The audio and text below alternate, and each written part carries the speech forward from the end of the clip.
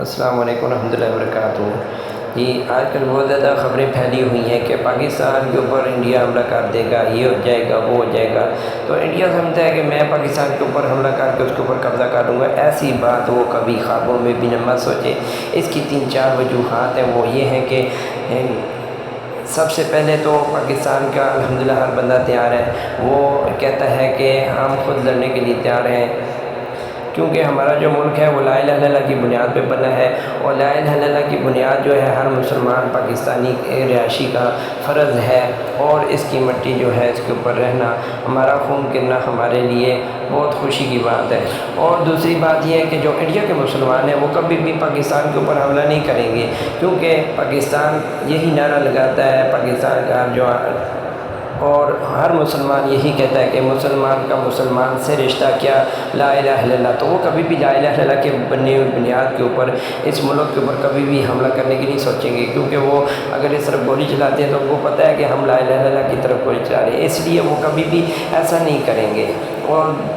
دوسری بات یہ ہے کہ جو ان کے اپنے جو رہنے والے سکھ ہیں، وہ سکھ برادری جو ہے، سکھوں کے ادھر جو پاکستان کے اندر ننکانہ کے اندر ان کا ایک گرو نانک ہے، وہ کبھی بھی یہ نہیں سوچ سکتے کہ پاکستان کے اوپر ہم حملہ کر کے اپنے گرو نانک والی سائڈ پہ فائر کریں یا کوئی ایسا حملہ کریں یا کوئی اس کے بارے میں ہم سوچیں بھی، تو اگر وہ یہ بالکل نہیں سوچتے ہیں الحمدللہ۔ اور کیونکہ وہ کہتے ہیں کہ ہم اگر حملہ ہوا بھی تو ہم خود ہندوستان کے اوپر خود قبضہ کر کے اپنی حکومت جمائیں گے۔ اور انڈیا کے جو اپنے ہندو ہیں، وہ جو بڑے ہیں، ان کے بڑے امیر ترین ہندو، وہ چھوٹوں کے اوپر ظلم کرتے ہیں، اور جو چھوٹے ہیں وہ کہتے ہیں کہ کب ہماری یہ مودی سے اور ان بڑوں سے ہماری جان چھوٹے، ہمارا جو رہن سہن ہے وہ آرام سکون سے زندگی ہم گزارے۔ اگر انڈیا پاکستان کے اوپر حملہ کرتا ہے تو بنگلہ دیش بھی ایک طرف سے اس کے اوپر دوڑ بیٹھے گا، ادھر سے پاکستان بھی حملہ کر دے گا، کیونکہ اور نبی اکرم صلی اللہ علیہ وسلم نے آج سے 1400 سال پہلے بشارت دی ہے کہ جو غزوہ ہند لڑے گا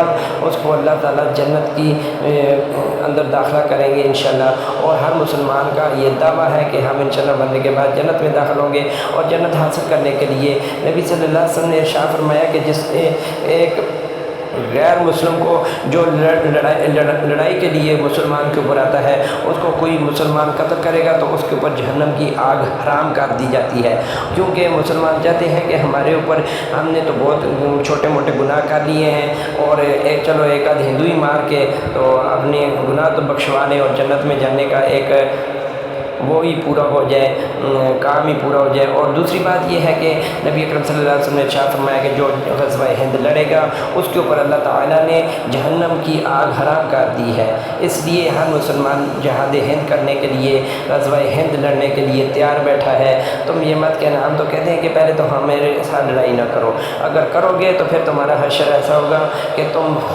رہو گے ہی نہیں پچھتانے کے لیے، تمہارے پیچھے نسلیں بھی ختم ہو جائیں گی، کیونکہ پیچھے تمہارا نام لینے والا کوئی بھی نہیں ہے، ایک ہندوستان میں ہی تم رہتے ہو، اس کے علاوہ تم اور کہیں بھی نہیں ہو اتنے زیادہ۔ اور مسلمان پوری دنیا میں ملکوں کے ملک بھرے ہوئے ہیں، اور اگر پاکستان کے اوپر تم حملہ کرو گے تو اوپر سے چین بھی تمہارے اوپر حملہ کرے گا، کیونکہ چین پاکستان کا دوست ہے، اور وہ کبھی بھی نہیں چاہتا کہ میں کوئی دوست ایسا نہیں چاہتا کہ میرے دوست کے اوپر کوئی دوست حملہ کرے اور میں دیکھ رہا ہوں۔ تو یہ بات کبھی بھی مت سوچنا، لہذا تم آخری وقت سوچو اور آخری ٹائم گزار لو جتنا گزارا جاتا ہے، اور انشاءاللہ آپ پچھلی تاریخوں میں پڑھ لیں کہ جن باتوں کا ہمیں اللہ تعالیٰ نے اور نبی اکرم صلی اللہ علیہ وسلم نے حکم دیا ہے اور بشارتیں دی ہیں، اور روم کا اور یمن اور روم وغیرہ جب مسلمانوں کو فتح حاصل ہوئی تھی اور ادھر مسلمانوں کی حکومتیں آئی تھیں، وہ پہلے نبی اکرم صلی اللہ علیہ وسلم نے ان کو بشارتیں دی تھیں، اور آج بھی وہی بشارت نبی اکرم صلی اللہ علیہ وسلم کی مسلمانوں کے ذہنوں میں ہے کہ غزوہ ہند لڑنے والے اللہ تعالیٰ کے مقرب ہوں گے اور اللہ تعالیٰ ان کو جنت میں جگہ دیں گے۔ بس اتنی بات ہے۔ دعا ہے کہ اللہ تعالیٰ مجھے اور تمام مسلمانوں کو سعادت کی زندگی اور شہادت مقبولیت کی موت دے۔ اللہ تعالیٰ ہمیں اپنے ہاں سرخرو کرنے شہادت مقبولیت کی موت دے کر کے ہم کو جنت الفردوس کے اعلیٰ مقاموں میں فائز کریں۔ آمین۔ جزاکم اللہ خیر۔ والصلاة والسلام علی نبینا محمد وعلی آلہ وصحبہ اجمعین۔ آمین برحمتک یا ارحم الراحمین۔